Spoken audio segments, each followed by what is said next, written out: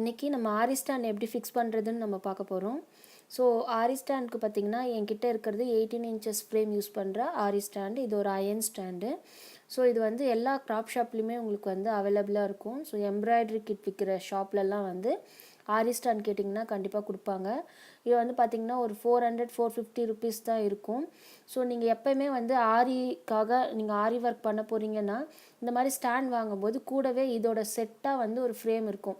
இப்போ 18 இன்ச்சஸ்க்கு இந்த ஸ்டாண்டுக்கு ஏற்ற ஃப்ரேம் கொடுத்துருவாங்க. ஸோ நீங்கள் வந்து செட்டாக வாங்கிடுங்க. அதே மாதிரி 16 இன்ச்சஸ் ஃப்ரேம்க்கு வந்து அதுக்கேற்ற ஸ்டாண்டு கொடுப்பாங்க. ஸோ நீங்கள் அந்த மாதிரி வாங்கி யூஸ் பண்ணும்போது உங்களுக்கு கரெக்டாக இருக்கும். ஸோ இப்போ இந்த ஆரி ஸ்டாண்டில் வந்து பார்த்திங்கன்னா இந்த ஒரு வளையமும் ஒரு 4 லெக்ஸ் கொடுத்துருப்பாங்க. ஸோ அந்த வளையத்தில் வந்து பார்த்திங்கன்னா இந்த மாதிரி 4 ஹோல்ஸ் இருக்கும். ஸோ இதில் வந்து இந்த நெட்டை வந்து நம்ம அதில் போட்டு திருகி அந்த காலை வந்து நம்ம ஃபிக்ஸ் பண்ணணும் இந்த மாதிரி. ஸோ நீங்கள் வந்து இந்த நெட் யூஸ் பண்ணும்போது மேல் பக்கமாக வந்து டைட் பண்ணுங்கள். நீங்கள் ஒர்க் பண்ண ஆரம்பிக்கும் போதே வந்து இந்த 4 நெட்டுமே வந்து நீங்கள் நல்லா வந்து டைட்டாக வந்து ஃபிக்ஸ் பண்ணிவிடுங்க. அப்போது நீங்கள் ஒர்க் பண்ணும்போது உங்களுக்கு எந்த வித டிஸ்டர்பன்ஸும் இருக்காது. ஏன்னா நீங்கள் கொஞ்சம் லூஸாக இருந்ததுன்னா அந்த கால் ஆட்டம் கொடுக்கும். ஸோ அதனால் வந்து நம்மளால் ஒர்க் பண்ண முடியாது ஃப்ரேம் யூஸ் பண்ணி. ஸோ இதை வந்து இந்த 4 காலுமே வந்து இந்த மாதிரியே வந்து ஃபிக்ஸ் பண்ணிவிடுங்க. இப்போ நம்ம வந்து 4 லெக்குமே வந்து ஃபிக்ஸ் பண்ணியாச்சு. நல்லா நெட் வந்து டைட் பண்ணியாச்சு. இப்போ ஃபிக்ஸ் பண்ண பிறகு இப்படி தான் இருக்கும்.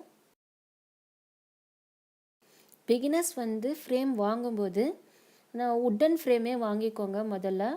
ஸோ இந்த உட்டன் ஃப்ரேமில் வந்து பார்த்திங்கன்னா ஒரு மாதிரி சாண்டில் கலரில் இருக்கும், கொஞ்சம் திக்காக இருக்கும். அந்த மாதிரி ஃப்ரேம் வந்து பார்த்து வாங்கிக்கோங்க. ஏன்னா உங்களுக்கு சீக்கிரம் வந்து டேமேஜ் ஆகாது. அப்புறம் பார்த்திங்கன்னா அந்த ஊக்கு வந்து டைட் பண்ணுறோம்ல, லூஸ் அண்ட் டைட் பண்ணுற இடத்துல வந்து பார்த்திங்கன்னா பிளாஸ்டிக்கில் இருக்குது அந்த க்ரீன் கலரில்.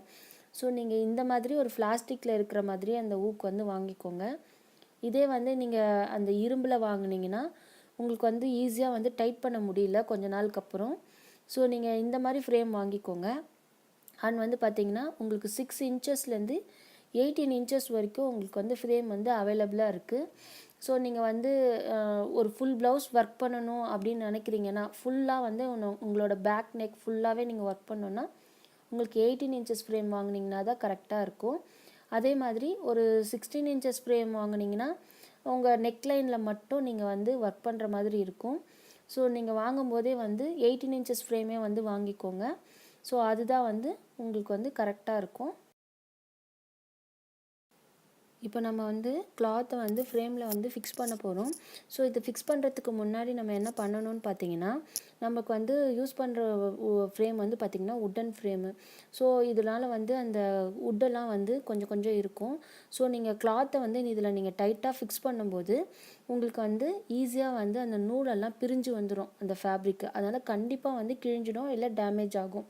ஸோ அதனால் இதை நம்ம ஃப்ரேமை செக்யூர் பண்ணுறதுக்காக இது வந்து பார்த்திங்கன்னா நம்ம இன்ஸ்கர்ட்டில் யூஸ் பண்ணுற அந்த நாடான்னு சொல்லுவாங்கள்ல, ஸோ அந்த மாதிரி இது வந்து இன்னும் கொஞ்சம் பட்டையாக இருக்கும். ஒரு ரெட் கலரில் லைன் வரும். ஸோ என்கிட்ட வந்து இதுதான் இருக்குது. ஸோ இதை வந்து நம்ம வந்து இந்த மாதிரி அந்த உள்ளே யூஸ் பண்ணுற அந்த ஃப்ரேமில் வந்து இந்த மாதிரி நம்ம சுற்றி அது ஃபுல்லாக வந்து செக்யூர் பண்ணிட்டிங்கன்னா உங்களுக்கு வந்து ஈஸியாக இருக்கும். உங்களுக்கு வந்து உங்கள் கிளாத் வந்து ஈஸியாக வந்து கிழியாது. செகண்ட் மெத்தடு பார்த்திங்கன்னா இது வந்து பார்த்திங்கன்னா இந்த காட்டன் டேப் சொல்லுவாங்க, ஒயிட் கலர் காட்டன் டேப்ஸ்னு சொல்லுவாங்க.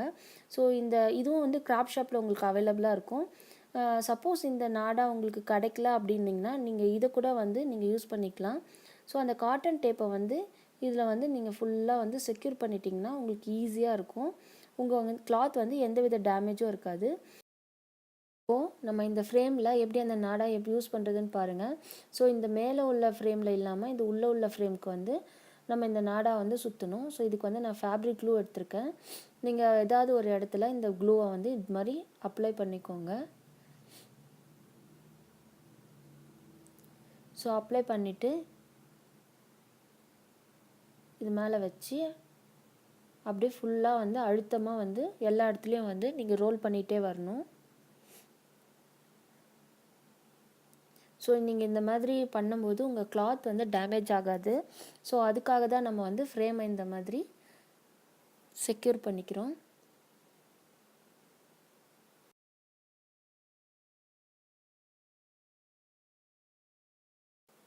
ஸோ இப்போ வந்து இந்த ஃப்ரேம் ஃபுல்லாக வந்து இந்த மாதிரி ரோல் பண்ணியாச்சு. ஸோ இந்த எண்டிங்கில் வந்து பார்த்திங்கன்னா கொஞ்சமாக க்ளூ போட்டு நல்லா வந்து டைட் பண்ணி காய வச்சுடுங்க.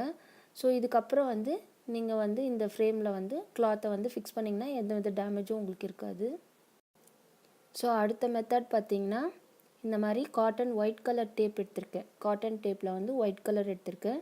ஸோ இந்த டேப்பை வந்து நம்ம ஃபுல்லாக அந்த உள்ள ரிங்கில் அதே மாதிரி நம்ம வந்து சுற்றி அதை செக்யூர் பண்ண போகிறோம்.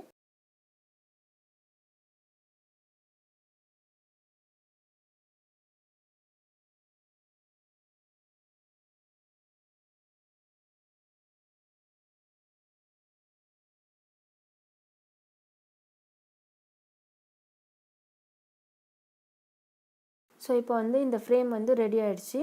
ஸோ இதை வந்து நம்ம ஃபுல்லாக ரோல் பண்ணியாச்சு. ஒன்று வந்து அந்த இன்ஸ்கர்ட்க்கு யூஸ் பண்ணுற நாடாவும், ஒன்று வந்து இந்த காட்டன் டேப் யூஸ் பண்ணி நம்ம வந்து இப்போ ரோல் பண்ணி வச்சுருக்கோம். ஸோ எது அவைலபிளாக இருக்கோ ஸோ நீங்கள் அதை வாங்கி யூஸ் பண்ணிக்கோங்க. நம்ம ஃப்ரேமில் வந்து கிளாத் எப்படி ஃபிக்ஸ் பண்ணுறதுன்னு பார்க்கலாம். ஸோ இப்போ இந்த மேலே உள்ளதை எடுத்துடணும். ஸோ அந்த கீழே உள்ள அந்த ரிங்கில் எப்பவுமே வந்து நம்ம தரையில் வச்சு தான் வந்து ஃபிக்ஸ் பண்ணணும். ஸோ நம்ம ப்ளவுஸோட நெக்கு எங்கே மார்க் பண்ணியிருக்கோமோ ஸோ அங்கே வச்சு இந்த மாதிரி கிளாத்தை மேலே போட்டுட்டு சுருக்கமே இல்லாமல்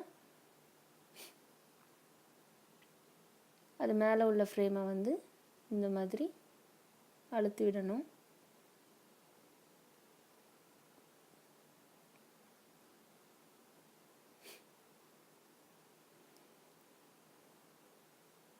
ஸோ இப்போ வந்து சைடில் உள்ள கிளாத்தெல்லாம் வந்து நல்லா வந்து இழுத்து விடணும். ஸோ வந்து நல்லா டைட்டாக இருக்கணும் நம்மளோடது, எதுவுமே சுருக்கமே இருக்கக்கூடாது. இப்போ வந்து ஃப்ரேமில் வந்து கிளாத் எப்படி டைட்டாக இருக்குதுன்னு தெரியணுன்னா இப்படி தட்டி பார்க்கும்போது இந்த மாதிரி டப் டப்புன்னு சவுண்டு கேட்கணும். ஸோ அப்போ வந்து நம்ம கிளாத் வந்து நல்லா வந்து ஃப்ரேமில் ஃபிக்ஸ் ஆகிடுச்சுன்னு அர்த்தம். ஸோ இப்போ நம்ம ஒர்க் பண்ணும்போது நமக்கு வந்து நீட்டாக ஒர்க் இருக்கும். நம்ம வந்து நீடில் வந்து குத்தி எடுக்கும்போது அந்த நூல் வந்து உங்களுக்கு வந்து மேலே வந்து அந்த நீடில் இழுத்துட்டு வராது. ஸோ அதுக்காக தான் நம்ம இந்த மாதிரி டைட்டாக வந்து ஃப்ரேமில் வந்து ஃபிக்ஸ் பண்ணுறோம் கிளாத்தை. ஸோ இந்த வீடியோ உங்களுக்கு வந்து ரொம்ப யூஸ்ஃபுல்லாக இருந்துச்சு நீங்கள் நினச்சிங்கன்னா எனக்கு லைக் பண்ணுங்கள், ஷேர் பண்ணுங்கள், சப்ஸ்கிரைப் பண்ணுங்கள். அண்ட் தேங்க்ஸ் ஃபார் வாட்சிங்.